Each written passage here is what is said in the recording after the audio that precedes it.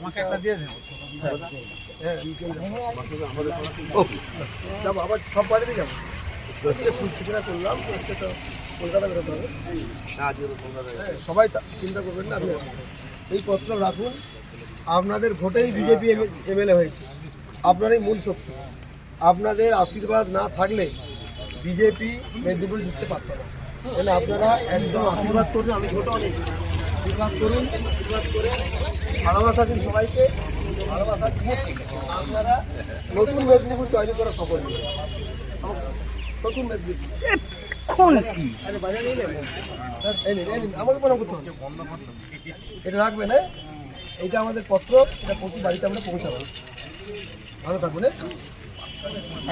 ভালোবাসা, মানুষের অকুণ্ঠ সমর্থন, অটল বিশ্বাস, গভীর ভালোবাসা, আশীর্বাদের জন্য মেদিনীপুরের এমএলএ তৈরি হয়েছে বিজেপির। এবং এই ভালোবাসা ব্যাপকভাবে ছড়িয়ে পড়েছে আমাদের ভোট বাক্সে। সেই জন্য মার্জিনটা হয়েছে 38,747। জনগণই শক্তির মূল উৎস, জনগণই হচ্ছে ভগবান, জনগণ হচ্ছে ঈশ্বর। সেই জন্য আমি প্রত্যেকটা বাড়িতে আমরা যাচ্ছি, প্রণাম নিবেদন করলাম প্রত্যেক মানুষকে যে আপনি ভোট দিয়েছেন বলে এমএলএ তৈরি হয়েছে। আপনার ভোটই হচ্ছে আসল শক্তি, আসল ভগবান, আপনারাই হচ্ছে সব শেষ কথা। যেন প্রত্যেক বাড়িতে গিয়ে আমি প্রণাম নিবেদন করে শুভেচ্ছা জ্ঞাপন পত্রক এবং এই যে পত্রক আমি দিলাম, দিয়ে আমরা এই নিবেদন করলাম যে আপনি ভালো থাকুন। আপনি যেমন মেদিনীপুর তৈরি করার জন্য এই বিজেপি প্রার্থীকে জয়লাভ করিয়েছেন, সেই মেদিনীপুর তৈরি করতে আমরা বদ্ধপরিকর।